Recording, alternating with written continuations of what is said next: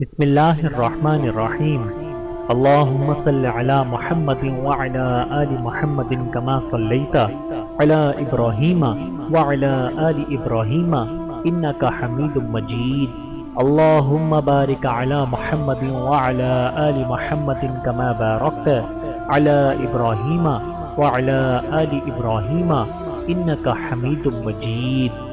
بسم اللہ الرحمن الرحیم۔ السلام علیکم ورحمۃ اللہ وبرکاتہ۔ حضرت یحییٰ علیہ السلام ایک جلیل القدر پیغمبر تھے۔ آپ حضرت زکریا علیہ السلام کے بیٹے تھے۔ حضرت زکریا علیہ السلام میں جو عادتیں تھیں وہی عادتیں آپ کے اندر بھی تھیں۔ حضرت زکریا علیہ السلام بہت عبادت گزار پیغمبر تھے۔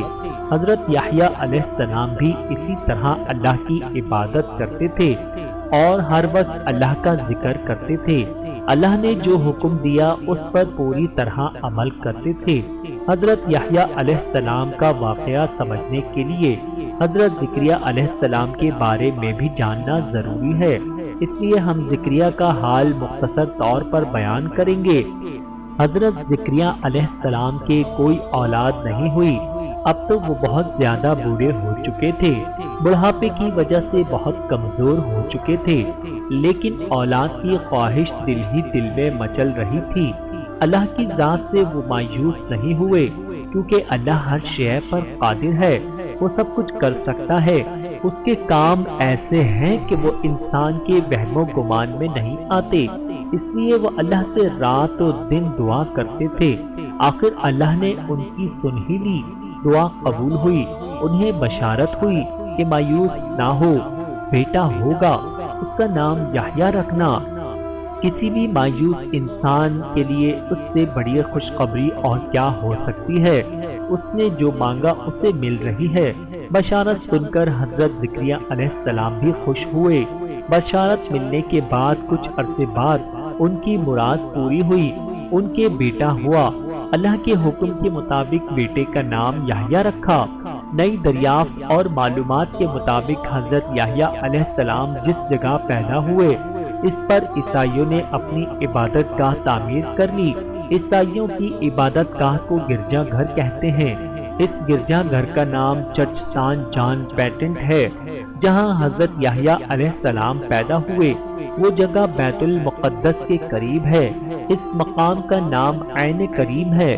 حضرت یحییٰ علیہ السلام کے حالات جاننے کے لیے بیت المقدس اور قوم بنی اسرائیل کے بارے میں بھی جاننا ضروری ہے۔ تاریخ سے یہ بات ثابت ہوتی ہے کہ بنی اسرائیل مصر سے نکلنے کے بعد مارے پھرتے رہے، انہیں کہیں جائے پناہ نہیں مل رہی تھی۔ آخر میں انہوں نے اپنا ٹھکانہ بیت المقدس میں بنا لیا اور وہیں رہنے سہنے لگے، لیکن اپنی اخلاقی حالت درست نہ کر سکے، بلکہ بدستور گمراہی میں پڑے رہے۔ ان کی بد اخلاقی اور گمراہی کا ذکر تورات میں بھی آیا ہے۔ احکام عشرہ میں ان خرابیوں کا ذکر کرتے ہوئے اس سے بچنے کی ہدایت کی گئی۔ انہیں شرک کرنے سے منع کیا گیا۔ وہ لوگ ماں باپ کی عزت نہیں کرتے تھے، ناحق دوسروں کا خون کرتے تھے، عورتوں کی عزت نہیں کرتے تھے، چوری کرتے تھے، پڑوسیوں کو پریشان کرتے تھے، دوسروں کا مال غصب کرتے تھے، لوگوں سے اچھا برتاؤ نہیں کرتے تھے۔ قرآن کریم میں بھی بنی اسرائیل کے بارے میں اس طرح ذکر کیا گیا ہے۔ اللہ تعالیٰ نے بنی اسرائیل سے عہد لیا کہ سوائے اللہ کے کسی کی عبادت نہ کرو، لوگوں سے اچھا برتاؤ کرو، نماز قائم کرو، زکوٰۃ ادا کرو، لیکن بنی اسرائیل اس پر عمل نہیں کرتے تھے۔ ان کی اخلاقی خرابیوں کی وجہ سے کئی بار انہیں ذلت و رسوائی کا سامنا کرنا پڑا۔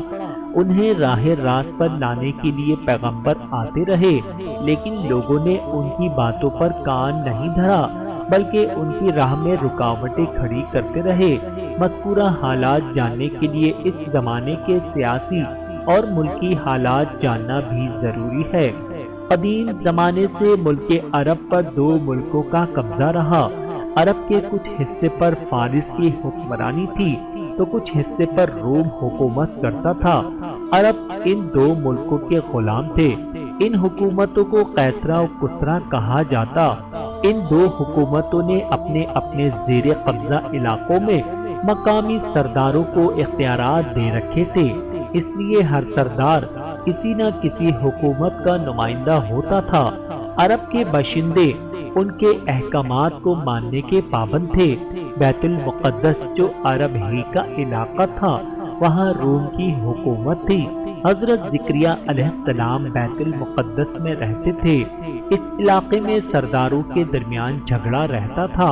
سردار بھی اسرائیلی تھے۔ کچھ سرداروں نے وہاں رومیوں کو دعوت دی۔ سرداروں کی کمزوری سے فائدہ اٹھا کر علاقے میں رومی داخل ہو گئے اور اپنا سکہ جما لیا۔ سرداروں نے بھی ان کا خیر مقدم کیا۔ تاریخ کے مطابق حضرت یحییٰ علیہ السلام کی پیدائش سے 62 سال قبل رومیوں نے بیت المقدس پر پوری طرح غلبہ حاصل کر لیا۔ ان میں سے ایک یہودی سردار جو ہیرود اعظم کے نام سے مشہور تھا اور رومی حکومت کا منظور نظر تھا، اختیارات اس کے ماتحت تھے۔ حضرت یحییٰ علیہ السلام کے زمانے میں شام اور فلسطین کا پورا علاقہ قیصر روم کے زیر اثر آ چکا تھا۔ حضرت یحییٰ علیہ السلام کا علاقہ گلیلی کا بھی وہی فرمان روا تھا۔ رومی بدقسمت، بے حیا اور بے شرم تھے۔ ان کی پوری زندگی گناہ آلود تھی۔ رومیوں کی دیکھا دیکھی یہودیوں نے بھی ان کی بدعتیں اور بے شرمی کا طور طریقہ اپنا لیا اور گمراہی کا راستہ اختیار کر لیا۔ اللہ نے حضرت یحییٰ علیہ السلام کو پیغمبر بنا کر گمراہ قوم کی طرف بھیجا۔ آپ لوگوں کو تبلیغ کرتے کہ ماں باپ کی عزت کرو، عورتوں سے نرمی کا سلوک کرو، کسی کا حق نہ مارو، لوگوں سے اچھا برتاؤ کرو، کسی پر ظلم نہ کرو، جس کے پاس کھانا ہو وہ بھوکے کو کھانا کھلائے، جس کے پاس 2 کرتے ہوں ان میں سے ایک کرتا ایسے ضرورت مند کو دو جس کے پاس نہ ہو۔ جو لوگ حکومت کی طرف سے ٹیکس وصول کرنے پر مامور ہوتے، ان سے کہتے کہ جو مقرر ہے وہی اور اپنی تنخواہ پر گزارا کرو، اور نماز اور روزے کی بھی تلقین فرماتے۔ آپ فرماتے کہ اللہ کے سوا کسی کی پرستش نہ کرو، نہ کسی کو اللہ کا شریک ٹھہراؤ۔ اللہ نے تم کو پیدا کیا، وہی تم کو رزق دیتا ہے، تم اسی کی بندگی کرو، اپنے مال میں سے صدقہ نکالو، شب و روز اللہ کا ذکر کرو۔ آپ اپنے زمانے میں بے حد مشہور تھے۔ آپ کا شمار نامی گرامی لوگوں میں ہوتا تھا۔ لوگ آپ کی بے حد عزت اور احترام کرتے تھے۔ آپ نے کبھی عیش و عشرت کی زندگی بسر نہیں کی۔ آپ دنیاوی آرام اور لذتوں سے دور رہتے تھے۔ آپ نے اللہ کا ذکر کرنے کے لیے اپنا ٹھکانہ شہر سے دور جنگل میں بنا لیا تھا۔ ساری زندگی اسی سنسان جگہ پر گزاری۔ لوگوں کو اللہ کا پیغام پہنچانے اور ہدایت کے لیے آبادی کا رخ کرتے اور لوگوں کو واعظ و نصیحت کرتے۔ آپ تورات کے احکام پر پوری طرح عمل کرتے تھے۔ بنی اسرائیل کو بھی اس پر عمل کرنے کی تلقین کرتے تھے۔ اسرائیلیوں میں سے بہت سے لوگ آپ کے خلاف ہو چکے تھے، آپ کی باتوں کو سننا پسند نہیں کرتے، اس لیے آپ کو بہت سی مشکلات کا سامنا کرنا پڑا۔ آپ نے ظالموں کا ڈٹ کر مقابلہ کیا۔ حکومت وقت اور سرداروں کے ظالمانہ رویے سے بھی مایوس ہو چکے تھے۔ ان کے غلط کاموں پر انہیں ٹوکتے تھے اور ساتھ ہی ان کی اصلاح کے لیے بھی کوشش کرتے۔ اس بنا پر آپ کو قید میں بھی ڈالا گیا۔ اس پر بھی آپ نے صبر و تحمل کا مظاہرہ کیا۔ حضرت یحییٰ علیہ السلام کی جو خاص صفت بیان کی گئی ہے وہ یہ کہ آپ اللہ کے فرمان کی تصدیق کرنے والے ہوں گے۔ آپ اللہ کا دین پھیلانے اور گمراہوں کو راہ راست پر لانے کے لیے ہر جگہ جاتے اور منادی کرتے تھے کہ لوگوں توبہ کرو، آسمان کی بادشاہی قریب آ گئی ہے۔ اللہ تعالیٰ نے حضرت یحییٰ علیہ السلام سے فرمایا، اے یحییٰ، کتاب الہی کو مضبوطی سے تھام لے۔ ہم نے اسے بچپن ہی میں حکم سے نوازا، اپنی طرف سے اس کو نرم دلی اور پاکیزگی عطا کی۔ وہ بڑا پرہیزگار تھا اور اپنے والدین کا تابع دار تھا۔ وہ سرکش اور نافرمان نہ تھا۔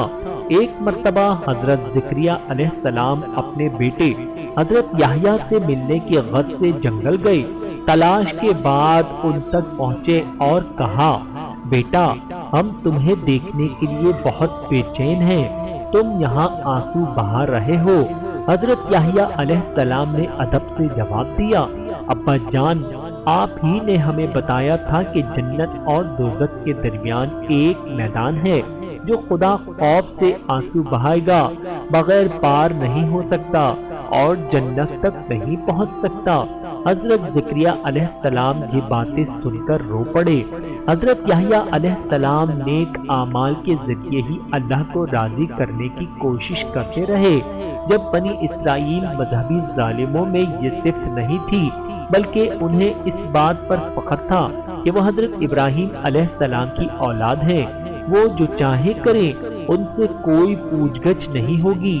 وہ اپنے آپ کو خدا کے چہیتے سمجھنے لگے تھے اور کہا کرتے تھے کہ بہشت تو ان کے لیے خاص کر دی گئی ہے۔ اسی زخم میں اسرائیلیوں کو کہیں کا نہ رکھا، دنیا میں بھی وہ خوار ہونے لگے۔ خدا کے نزدیک بھی آپ کے پاس اسرائیلی عالم آتے تو آپ انہیں صاف صاف کہتے کہ تم اس بات پر غرور نہ کرو کہ تم ابراہیم کی اولاد ہو۔ آپ فرماتے کہ جو درخت اچھا پھل نہیں لاتا وہ کاٹا اور آگ میں ڈالا جاتا ہے، تمہارے اعمال بھی اچھے نہیں ہیں۔ حضرت یحییٰ علیہ السلام کی باتیں دل پر اثر کرنے والی ہوتی تھیں، جو سننا دم بخود ہو جاتا اور روحانی سکون اور مسرت حاصل کرتا۔ بنی اسرائیل میں صدیوں سے ایک پرانی رسم چلی آ رہی تھی جسے بپتسمہ کہا جاتا تھا۔ حضرت یحییٰ علیہ السلام کی تبلیغ کے نتیجے میں جو لوگ گناہوں سے توبہ کرنے کے بعد اللہ کے دین اختیار کرنے کے خواہش مند ہوتے، وہ اپنی اصلاح کے لیے آپ کے پاس جاتے۔ آپ ایسے لوگوں سے توبہ کراتے اور ساتھ ہی دریائے اردن کے پانی کا ایک چلو سر پر ڈالتے۔ یہ اس بات کی تصدیق تھی کہ وہ بدی چھوڑ کر نیکی کی طرف آ گئے ہیں۔ آپ ان لوگوں کے لیے دعائے خیر کرتے۔ ہر آنے والا شخص توبہ کرنے کے بعد آپ کی تعلیمات پر چل کر آئندہ گناہوں سے بچ کر رہنے کا وعدہ کرتا۔ چنانچہ حضرت یحییٰ علیہ السلام اپنی قوم میں بپتسمہ دینے والے لقب سے پہچانے جانے لگے۔ بپتسمہ کا مطلب بندے کو اللہ کے رنگ میں رنگنا ہے۔ سب سے بہترین اللہ کا رنگ ہے، یہ عمل اتباع کہلاتا ہے۔ آپ کا زمانہ اور حضرت عیسیٰ علیہ السلام کا زمانہ ایک ہی تھا، دونوں اللہ کے نبی تھے۔ حضرت یحییٰ حضرت عیسیٰ علیہ السلام کے معجزات اور تعلیمات کے بارے میں سنتے رہتے تھے۔ آپ کو معلومات حاصل کرنے کا شوق تھا۔ اس غرض سے آپ نے اپنے 2 شاگردوں کو حضرت عیسیٰ علیہ السلام کے پاس پیغام دے کر بھیجا کہ آیا وہ جیسی شہرت سنتے ہیں عین اس کے مطابق ہے یا نہیں۔ وہ 2 شاگرد حضرت عیسیٰ علیہ السلام کے پاس گئے اور حضرت یحییٰ علیہ السلام کا پیغام سنایا تو حضرت عیسیٰ علیہ السلام نے انہیں نصیحت کی اور دین کی باتیں بتائیں اور معجزات بھی دکھائے اور فرمایا کہ جو کچھ تم نے دیکھا ہے وہی جا کر بیان کرو۔ شاگرد واپس آئے اور فرمایا جو اندھے تھے دیکھنے لگے، جو لنگڑے تھے چلنے کے قابل ہوئے، جو مردہ تھے زندہ ہوئے۔ آپ نے سن کر فرمایا کہ کمزوروں کی مدد کرنا بھی بہت بڑی نیکی ہے۔ آپ برائی اور فحاشی سے بے حد نفرت کرتے تھے۔ آپ نے ایک عورت کو بے حیا زندگی گزارنے پر منع کیا تو اس نے آپ کو شہید کرا دیا۔ اللہ تعالیٰ کی حضرت یحییٰ علیہ السلام پر کروڑوں رحمتیں نازل ہوں۔ آمین ثم آمین۔